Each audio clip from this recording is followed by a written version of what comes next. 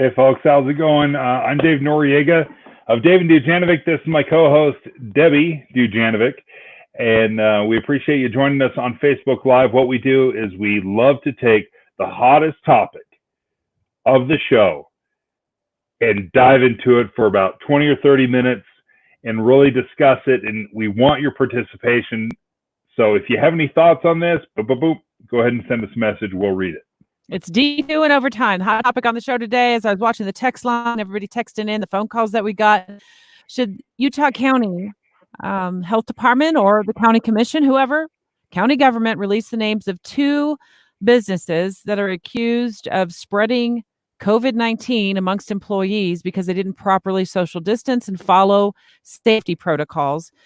In total, 68 cases resulted when at least one of the businesses made employees who had been diagnosed with COVID come to work sick. Yeah, and I wish we knew exactly what happened, because was this one of those situations where someone was sick, they weren't feeling well, or was it they got tested and they felt great and they're like, oh, well, just come in anyway. But the fact is, an employee tested positive and they came to work and infected everybody else. Like half of the entire business, right, came down with COVID. The Utah County Commission issued a letter. It was a 2-page letter. At the last paragraph of the letter, and I think I thought I brought the letter with me. I guess I left it back at my desk, Dave, as I ran up here to join you on Facebook. But the last paragraph of the letter talks about these 2 companies, and even the Utah County Commission called this unacceptable.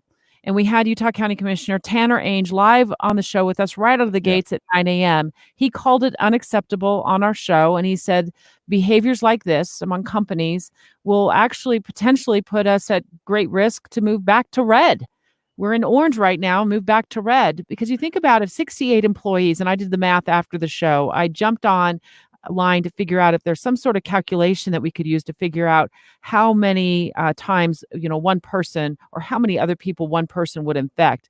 And the rate of infection or infecting others in COVID is between 1.5 and 3.5 people. So I did the math on that. And, let's just say 2.5 people you infect when you walk around after you leave the business and you go to the grocery store and then you go to fill up your tank full of gas. It came out to about 170 additional people if every one of those 68 people infected an additional 2.5 people. I mean, the math is mind-boggling, and you continue to, do the math from there. They could have infected any number of people. And that's why when we had the health director on the line, I really pressed him, the director of the health department of Utah County on the line. I really asked him, I pressed him on this issue. Is the public at risk because of what went on at these 2 businesses? And they said no, right? I mean, otherwise they would have published it and kind of outed. He hedged. He didn't quite. In fact, I got texts from a number. It wasn't a full no, wasn't a full yes, right? Oh, he hedged. And I had to ask him twice. And I'm, been asking a lot of questions for a lot of years. So I wasn't going to let him hang up the phone until we got a better answer from him.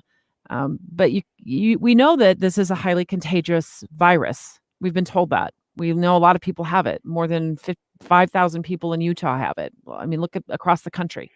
So at any rate, the question we're asking is, do you want to know the names of these businesses or do you not care? And they've been very protective of these names.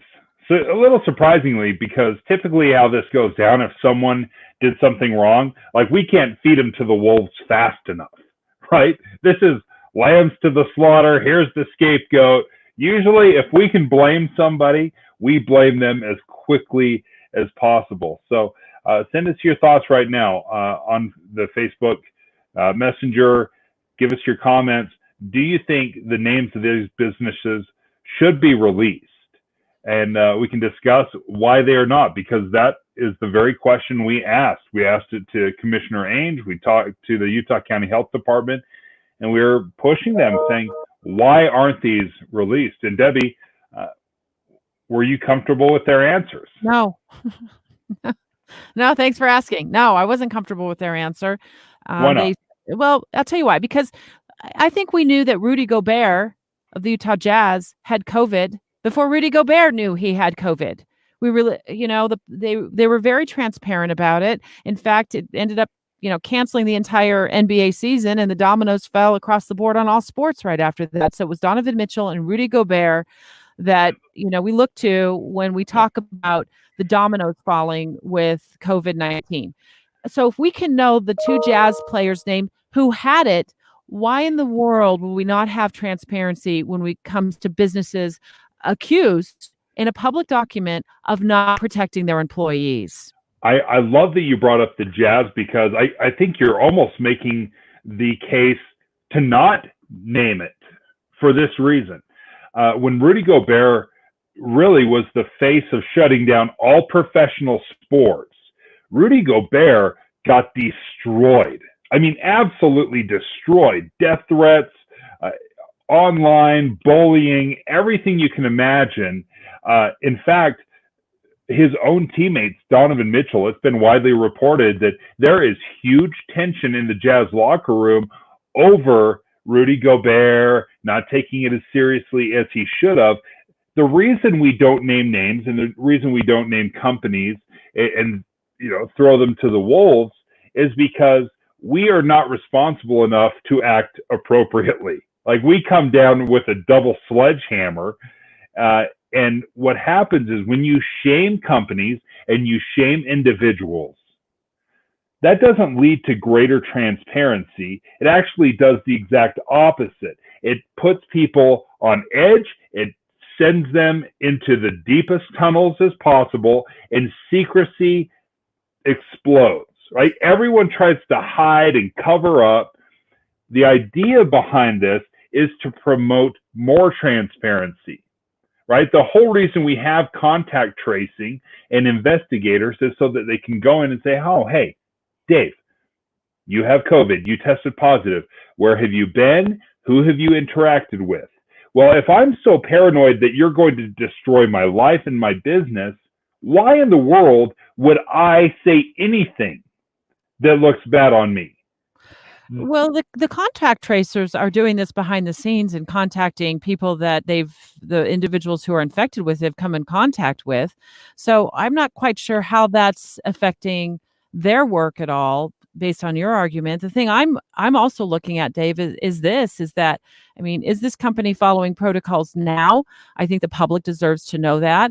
I also feel as though the people who may be applying for jobs, I don't even know what kind of companies these are. I mean, clearly they employ quite a number of people. If 68 people across two companies became infected with COVID-19, so what kind of companies are they? Have openings right now that they're trying to fill? I would want to know that for the sake of my own kids, who are, by the way, out of work because of COVID-19 and looking for jobs. I do think we have a right to know. In fact, I argued this on the show, and you seem to kind of blow this off, which kind of bugged me, actually.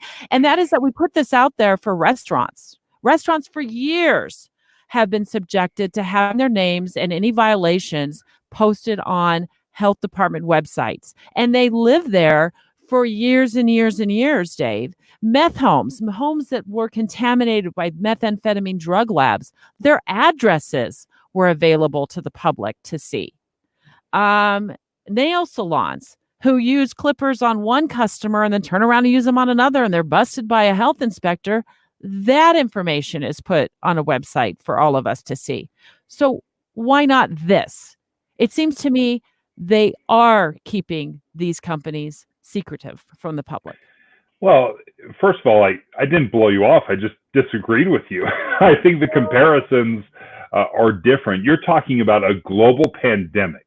This is something that if you are the business, you get annihilated, right? The fact that you didn't keep your salmon at 34 degrees in the freezer, whatever it is, that's not nearly as devastating as being dubbed, oh, you're the COVID business. I've talked to restaurant owners who would probably disagree with you on that if they were sitting at lunch with you right now, Dave, that restaurants that are shut down by the health department sustain months and months and months of problems trying to come back and get into business again after they've been closed down for a week. And then everybody finds out why. But you know what? We did that research, right? I mean, how many places do you... And if they do, they get shut down again. But how many times, and we've done this story on the show, do we still show up to that restaurant even though they have tons of violations and critical violations?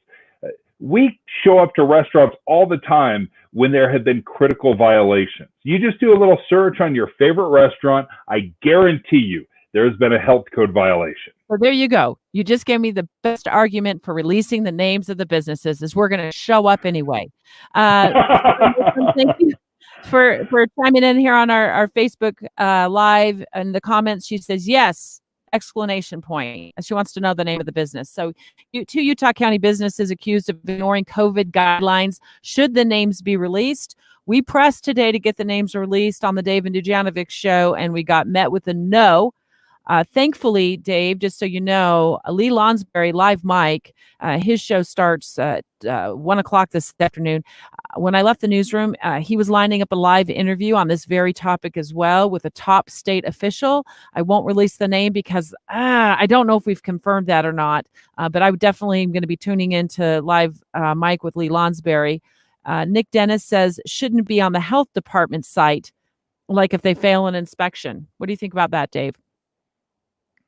Say that again. Nick Dennis says, shouldn't it be on a health department site, like if they fail an inspection?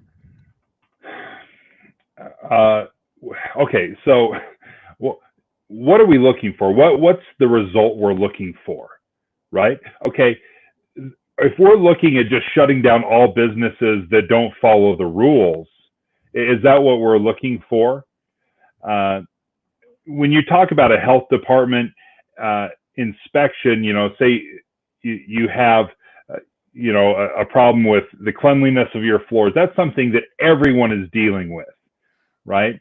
COVID is not something that everyone is dealing with. So when you target certain businesses, there's a problem there because there can be retaliation or retribution, and that's what they're concerned about. Again, the purpose of contact tracers, and that's how this was found, was through contact tracing, right? The whole idea of contact tracing is we're trying to find out the hot spots. You don't need to know the individuals. You don't need to know that there's this individual that is sick so that they are the scarlet letter on their chest and you're running away from them. The idea is these are some hot spots, and we have the appropriate places, the health departments going in there and trying to make sure, hey, listen, let's take care of these issues. But to publicly shame them and to bring them to their knees, or to stage a mob, pitchforks down the road, how's that the right response? I'm not staging anything. And the other thing I want to know, the journalist is asking this question, so I'm always 10 questions ahead. Okay, so what happens when this happens to a restaurant in Utah County? When a restaurant is shut down, let's just play what if. You're playing what if with pitchforks and mobs. What if a restaurant has this happen because employees weren't properly socially distancing and following, or the manager wasn't allowing or was making employees come to work sick, or guilting them into coming to work sick because they need the money? What happens then? Do we not deserve to know the name of the restaurant?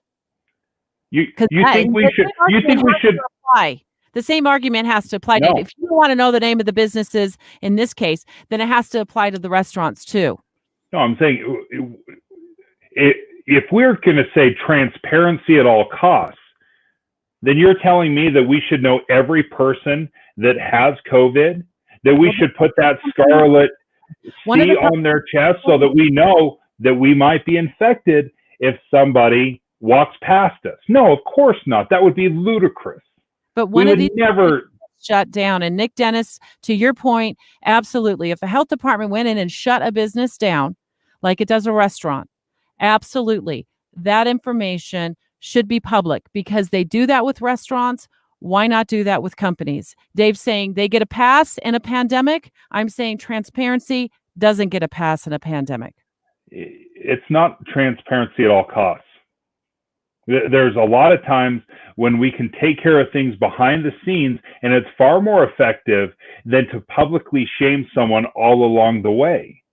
Yeah, you keep saying publicly shame as though every single business in Utah that's been shut down for any reason has had picketers in front of it. And if look what happened with the Utah Jazz. You said, yeah, that Rudy and Donovan was it Rudy that took shots from the public because of Oh it? yeah, huge. He was entirely and totally embarrassed and threatened and bullied online, like everything, because what happens when in the case of transparency, that hey, we're just being transparent. But how is that fair to Rudy? Like, So we have HIPAA laws to protect these kind of things, right? Because we understand that maybe we shouldn't be shaming people or blowing them out of the water just because they're a public figure or that they have a health condition. That just doesn't seem right to me. So I'm putting you on assignment, Dave, for tomorrow's show, 9 to 11, by the way, on KSL News Radio. See if you can get an interview with Rudy Gobert. See how he feels about this. If these two businesses and other businesses should be named or should not be named. I'd be very interested in hearing from Rudy himself because he went through it. Dasha on our Facebook Live says, we have the right to know. I would love to boycott those businesses. And you would have the right to boycott. As I have had in my own life, followed restaurants that have remained closed, and I was showing, I don't remember exactly which ones over the years. I've just decided not to go there because they've been closed by the health department in the past. And I knew this because I was a reporter. I would research this stuff. You have the right to do that. What if those businesses are making N95 masks for healthcare workers? I'm sure other businesses would step up and do the job. I mean, the state's making masks for every Utahn. Dave, I think there's always a solution. When there's a problem, there's always a solution. You don't think so? Well, the solution that we want is not always the best solution, right? And again, when you start outing everybody's peccadillos, right? And we know that at least when we hear from the county health department that there were no serious cases, right? Of everyone that has tested positive, he says there's not been any hospitalizations. Is this something that they found out? Yes. Is it something they've addressed? Yes. Where I'm confused is, why do we feel like it has to be publicly broadcast and we have to make it our lead story on the 10 o'clock news or our breaking news updates on KSL News Radio? Why does the public have to be the judge, jury, and executioner? Why can't we trust, or do we just not trust the Salt Lake or the Utah County Health Department to take proper precautions? I'm not saying this is a matter of trust at all. I'm saying this is a matter of government transparency. I expect government in this state and in this country to be as transparent as they possibly can be. And they argued that the issue was that they had the need to protect the employees who got sick. My comeback to that was, what about the public who may have frequented that business, may have come in contact with people in that business as they left the business to go run errands? That happens every day outside of business. Yeah. And we don't target those people. The pandemic changes things. It changes things. And so, and as a journalist of 30 years, an investigative reporter for 10 here at KSL Television, I'm always going to err on the side of government transparency, Dave. It just, I can't be swayed by, well, we have to protect the business. Do you think it would be transparent to find out who those employees are, and to find out where they've been, which businesses they've been, and who they've potentially affected? It would be transparent. It would be transparent. Name. How is that? Explain to me as a journalist, how is that transparent to get the employee's name from the business name? By standing outside? No, you're saying transparency so we know who might have been infected. Well, it would certainly be transparent. So just hear me out then. So if you go to the business, Dave, on, you're out there on the streets and you go to the business and you look around, you see there's a Walmart. Okay. Did they have cases there? You see that there's a gas station down the street. Okay. Did they have cases there?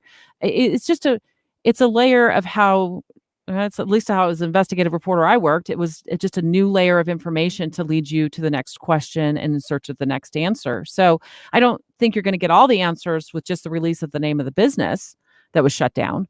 But it's going to lead, any piece of evidence leads you to another twist and another turn in the story. But the question that we're really focused on right now is asking our Facebook followers here, do you think that these businesses should be named by the health department? Vicky says yes, yes, and yes. I guess she means yes. Brittany says yes. Marie McQuiston says yes. Max Mayes says yes. And then Janelle Ward worries that this is going to move us back to red. Oh, she says, move us back to red. If we can't follow the rules, we need to be punished. Tanner Ainge said that today, that this could happen. He's a commissioner down in Utah County. Yeah, that's the danger. That's why we have to, I'm not advocating having someone that tests positive show up to your work. I'm not saying that at all. Oh, I know. So I don't know what this, if there's that thought out there. I certainly don't believe that. I think we should all, follow the rules. Absolutely. Well, what I'm saying is maybe we shouldn't turn it over to the court of public opinion to how these people should be treated or reprimanded or punished. We have infrastructure in place. We have the Utah County Health Department. We have the county commissioners. We have the mayor, I'm sure. We have the governor's office that I'm sure is going to crack down. Why do we need to be the enforcement arm of this? And because what my fear is, and let me explain this, my fear is that it was found through contact tracers, right? What that means is they found out someone was sick. They've tried to trace and find out how it spread. They investigated and they found that it happened here at this business. The only way contact tracing works is if we are honest as individuals when we're being questioned by them, and honest as businesses. But if they know, and if you know that if I'm honest and I tell you exactly what happened, that my entire business is going to get shut down, that my entire livelihood is going to get shut down, do you think that leads to more transparency, or do you think they will lie? And my concern is I think they will lie because they're terrified of losing their entire livelihood. I lost your last part there, Dave, on my my earpiece. So let's read some more comments here. Ginger Fitzgerald says, didn't the owners deliberately go against the state health department's recommendations? I want to know who those businesses are, so I don't support them simply because they have no regard for public health. Well, 68 people were infected. And in fact, according to the Utah County Commission letter that we had on the air today, that we read on the air during the David Dujanovic show, yeah, they did not practice social distancing. And in fact, at least one of the businesses had people who had been diagnosed with COVID-19, or at least one individual employee show up to work. And a total between two businesses of 68 people contracted COVID-19. One of the things we don't know, and we tried to find out, is the timeline of this, because a lot depends on when this happened in my point of view. And I don't know, but I think this error or this mistake that they made, say it happened 6 weeks ago, completely different story than if it happened 2 weeks ago, right? I mean, the way we've responded, what we've seen, the timeline, I think, is important. Nobody can say, oh, I didn't know now, but 8 weeks ago, 6 weeks ago, may have been a different story. When we asked the health director that when he was on the show with us today, the Utah County Department of Health, Ralph Clegg, he couldn't really give us a timeline of when this happened, but he did say that at least one of the businesses was shut down for a weekend. and cleaned, but that both businesses were open and running again. So he gave us that update as well. And by the way, you can podcast our show on your favorite podcast platform. Usually we get these our segments up on the podcast platform early afternoon or so. And of course, you can always join us every weekday, Monday through Thursday, 9 to 11 a.m. on KSL News Radio. And a lot of people, Dave, too, are listening to us through Alexa. So that's a new way a lot of people are starting to listen to us as well. Well, and again, do not worry about this question. Should the names be released? I guarantee they will be released. There is no way this is kept secret. Somebody is going to out these companies, whether they want to or not. It's a matter of time. You want your transparency? Do not worry. It will come out by the end of the day. There's no question in my mind. Speaking of which, I do know the Deseret News is following the story. Their reporter, Kate McKellar, and I have been in contact, so she's continuing to follow this story. I'm sure KSL Television, our friends and colleagues over there, will be on this story as well. KSL News Radio continues to follow this story. I know as I left the newsroom to join you on this Facebook Live mic, Lee Lonsberry's producer, Amy, was saying she got a big interview lined up on this for today. They start their show at 1 right after the coronavirus call in at 12:20, which starts in 4 minutes to 1 o'clock. So Dave, you're right. I think we can pretty much count on talking about this again tomorrow at 9 a.m. out of the gates. 100%. These guys are absolutely going to be outed. I know. Well, Dave, you know that no matter what, we made a promise to ourselves in the very beginning when we started 2.5 years ago, and that is no matter what we say, no matter how different our opinions are, where we land on a certain issue, we always leave here friends. Always leave friends. Yeah, always. So, hey, thanks, folks. Thanks for watching. Thanks for tuning in. It's the Dave and Dujanovic Debrief. We do it every single day. After the show, we take our hottest topic, and this was molten lava hot. People are furious about this, as they should be. But we like to talk about it. We appreciate you joining in. So until tomorrow, make sure you tune in to Dave and Dujanovic. Is tomorrow Thursday? Holy cow, where is this week gone? The last day for us this week. So make sure you tune in, participate, and join in the conversation. We'll see you 9 to 11 on KSL News Radio. See you then. Stay safe.